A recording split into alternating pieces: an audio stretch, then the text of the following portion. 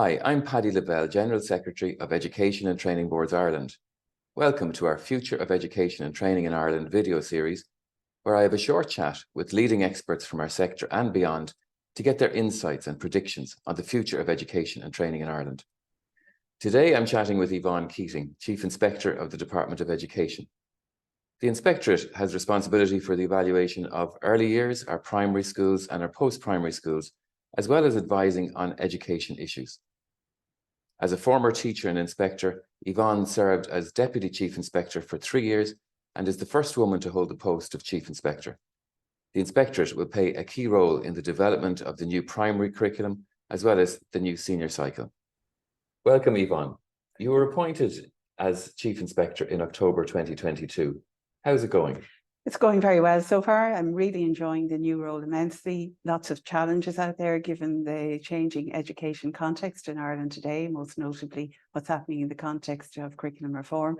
I have a wonderful early years primary and post-primary inspection team, and we're enjoying meeting the challenges of inspection and evaluation today. So what's the biggest challenge facing the system at the moment? Well, there are a number of challenges, Paddy. One being, of course, the exciting curriculum reform agenda that's underway. We've seen the introduction of the primary curriculum framework and the announcements in relation to senior cycle reform. In addition to that, there are challenges around ensuring that student voice and parent voice are to the fore in education decision making. And of course, we have the important goals in relation to inclusion and diversity and to ensuring that the needs of all students, particularly those who may be marginalised or those who have special educational needs, are met in the appropriate way.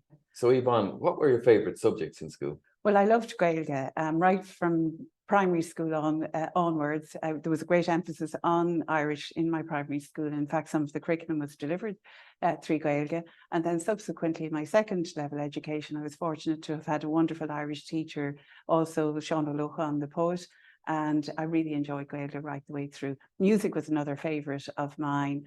And English poetry. My primary school was located in Goldsmith country, so I was well versed with the poetry of Oliver Goldsmith, and I still love that poetry today. If I were to pass a classroom in 10 years' time, what do you think would be different from what we're doing now at that stage?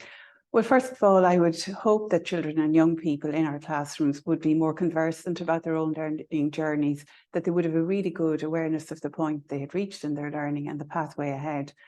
I'd also like to think that children and young people would be able to talk about their skills rather than talking about how they're doing in a particular subject area, but that their learning would be much more integrated. I would also hope that children and young people would be able to use and understand the vocabulary around well-being to express how they're getting on in their learning in the space of well-being. And there are some of the main things I'd like to see really well embedded in our system in about 10 years' time. And do you see AI, artificial intelligence, playing a role in teaching and learning by then? Well, the judicious use of AI could have potential when it comes to preparation for teaching and learning. Fundamentally, of course, as you know, as a former teacher yourself, teaching is a very relational activity, so nothing is ever going to replace the teacher themselves. However, there is potential in the use of AI, both from the perspective of the teacher and indeed from the perspective of the student when it comes to, say, for example, research or organising of work. It is important, of course, that we safeguard students and enable them to develop really good self-management skills when it comes to the use of AI and indeed technology in general. What key changes would you expect to see in terms of timetabling and subjects?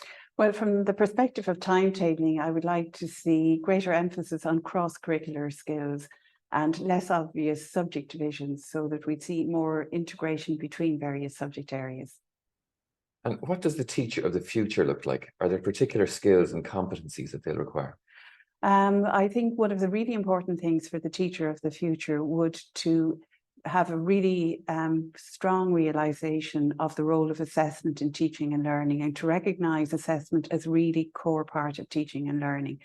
I would also like to see greater diversity in the teaching profession and to see teachers really engaging in discussions about their own professional journey, reflecting on that professional journey and collaborating in supporting the professional journey of other teachers. So how will students with special educational needs be supported into the future? In relation to support for students with special educational needs, we've come a long journey since, for example, the Education Act 1998. In fact, we're celebrating the 25th anniversary of that Act this year. When you look at the spirit of the Education Act and indeed the spirit of other legislation, including international provisions, the emphasis is very much on ensuring that students with special educational needs are educated in an inclusive way in their local environment. And while there is a need to ensure that they have appropriate provision and customised to meet their own needs, it's very important not to lose sight of the inclusivity dimension of that and to ensure that they really are treated and educated in as inclusive a way as possible. So what are the key skills that a school leader will need in the future?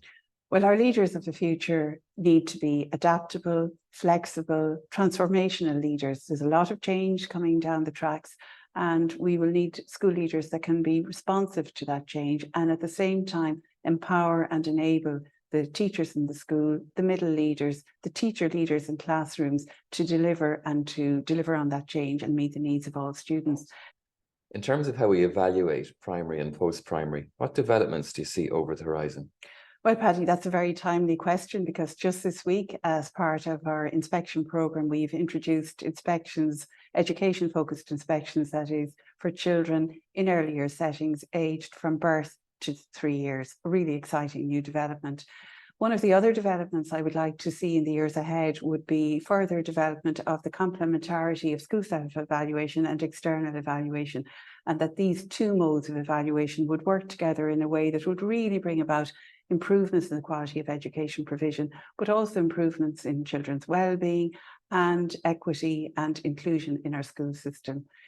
Another change I would like to see, or another development I would like to see in the years ahead when it comes to inspection, is greater use of data and information, both by schools themselves in the context of school self-evaluation and indeed by the inspectorate in the context of our own evaluation, so that we get as rich and as evidence-informed a picture as possible about quality in our schools and other education settings. There's also another really important challenge for all of us in the inspectorate, and that is to ensure that the communication of our inspection findings is done as impactfully as possible. And by that I mean communication of the findings back to schools, to parents, to students, to the public, and indeed to policymakers. In terms of other jurisdictions where the inspectorate seems to put inordinate pressure on schools down to making it very difficult for individual principals, will Ireland ever become like that? The approach of the inspectorate in the Irish system is one that balances its improvement and accountability functions very, very carefully. While we have a duty to report to the public and indeed to schools themselves and to parents and broader stakeholders about the quality of education provision, this is always done in a respectful way, in a constructive way, with advice and guidance as to how things could be improved. The inspectorate in Ireland, whether it's in an early years context, primary or a post-primary context, pays great attention to the context within which each school is working. Every school has a different context, but we're very sensitive to the context, and we're also reasonable, or strive to be reasonable, in terms of the advice and recommendations we make to schools in relation to how provision can be improved. So what do you think the biggest challenges are facing school leadership in the coming years? There are, as we currently know, problems in relation to teacher supply. And while much has been done to address the teacher supply issue currently, it will take some time for the impact of those actions to be felt in the system. A really, really significant challenge indeed for school leaders, and indeed an opportunity for school leaders, lies in the whole area of curriculum reform. We have seen the curriculum reform in the junior cycle space and how that is bedding down in the system. The role of school leaders in ensuring that the principles of that reform really bear fruit will be really critical. And then school leaders themselves will have a really critical role to play in the context of senior cycle reform and ensuring that that is embedded incrementally in our system also. Another challenge for school leaders is one we referred to earlier, and that is AI in the system, to ensure that, that can be incorporated in a judicious way and in a way that is safe and yet promotes the learning of the students. Another issue I see for school leaders relates to the diversity that we now see in Irish society. It's really important for our schools to reflect the diversity that we see in society more broadly, and that our teaching profession in particular would be reflective of that diversity. And the role of the school leader in ensuring that our schools are inclusive places, that diversity is valued and celebrated, will be really critical in the years ahead. So many thanks, Yvonne, for coming in to us today, and thank you for all that you've contributed into the education system so far, and good luck in the future. Thank you, Paddy. And we'll see you all next time.